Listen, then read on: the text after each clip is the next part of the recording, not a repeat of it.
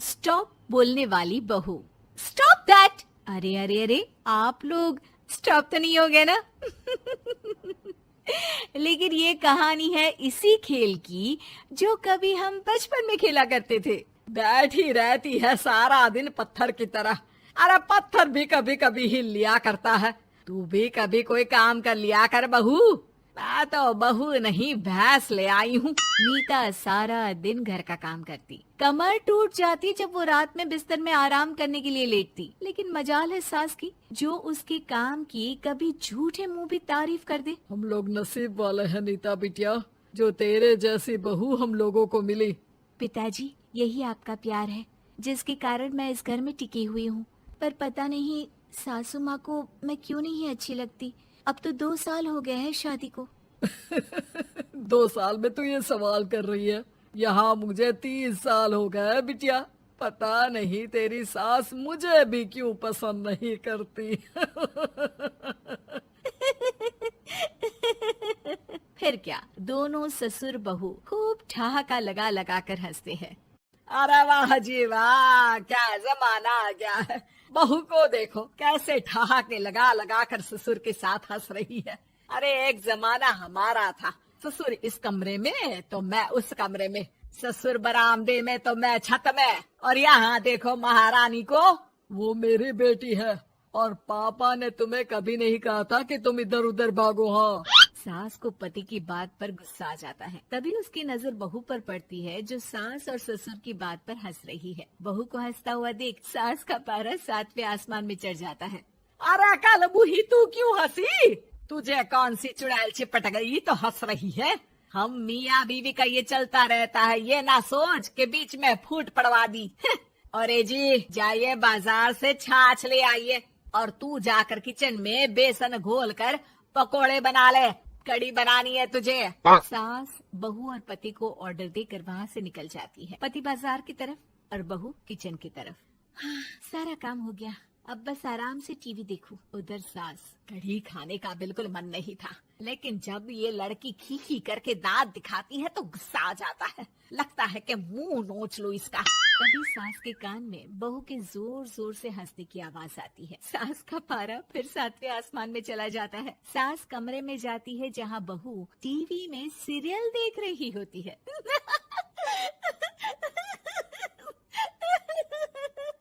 अरे पागल हो गई है तो बता दे, पागल खाने छोड़ाऊं तुझे? माँ जी, आइए ना, देखिए ना, आप भी ये सीन देखिए, कैसे बच्चे स्टॉप दैट खेल रहे हैं। इस खेल में ना जिसे स्टॉप दैट बोल दो उसे स्टॉप होना पड़ता है।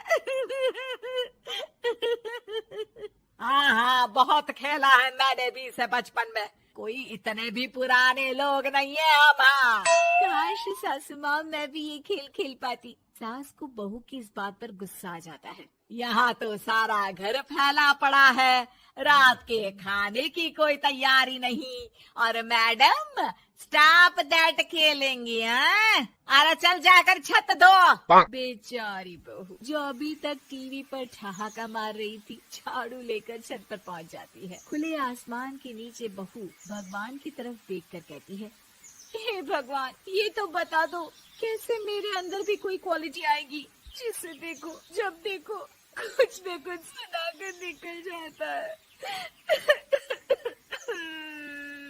वो रोने लगती है, लेकिन करती भी तो क्या, भाग्य में जो लिखा है वो तो होगा ही। बहू पूरी छत साफ करके नीचे आती है जहाँ सास मजे से बैठकर टीवी देख रही होती है और जोर जोर से हंस रही होती है। टीवी में वही स्टॉप दैट वाला सीरियल चल रहा होता है। मासूम बहू फिर से टीवी देखने लग जाती है। कितना मजेदार गेम है। सास को फिर बहू पर गुस्सा आ जाता है। अरे उसे तो बहू के हंसने की आवाज ही चुभती है। तुझे स्टॉप दैट खेलने का बहुत मन कर रहा है ना? मुझे बोल स्टॉप दैट, अब बोल स्टॉप दैट, बोल बोल। नहीं नहीं माँ जी, कैसी बात कर रही है? अच्छा तो फिर हंस क्यों रही है? अरे दम में तो बोल के दिखाना मुझे स्टॉप दैट। बहू सास के जोर देने पर जोर से गुस्से से बोल देती है, स्टॉप दैट। लेकिन ये क्या, सास तो मानो किसी भूत की तरह जम जाती है। मन तो कर रहा है कि ओवर ही ना बोलूं, लेकिन ये मानेगी तो नहीं ना।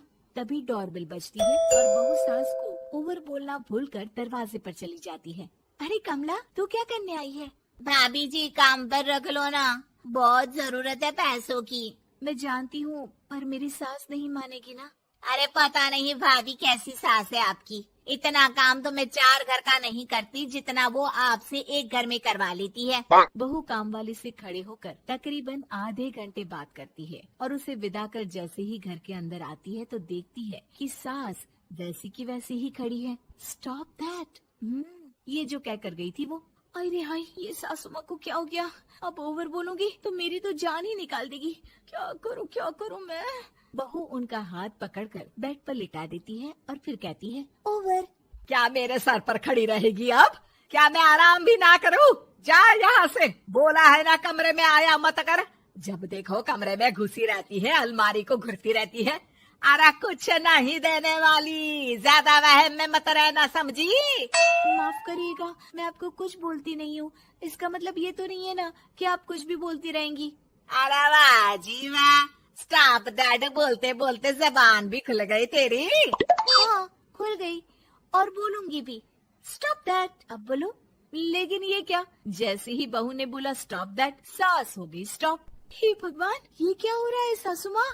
लेकिन बेचारी सास स्टॉप दैट में तो बोलती बंद हो गई उनकी। वाह जी वाह, लग रहा है कि अब सारा खेल मेरे हाथ में आ गया। बहू अब सास से स्टॉप दैट बोलकर कभी खाना बनवा लेती तो कभी घर साफ करवा लेती। अरे पता नहीं, मैं आजकल थकी थकी सी क्यों रहती हूँ।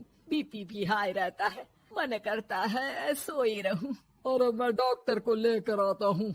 ये काम बहुत कर रही हैं, उम्र नहीं है आपकी इतना काम करने की। और ज्यादा काम किया तो काम तो मैं इतना कराऊंगी कि बस नाम की जिंदा रहेगी। बहुत जबान टपट टपट चलती है ना इनकी। ससुर जी समझ ही नहीं पाते कि क्यों उसकी बीवी की तबीयत खराब हो रही है। बहू शीशे के सामने कहती है, सारा काम हो रहा है, मजा ही आ गया।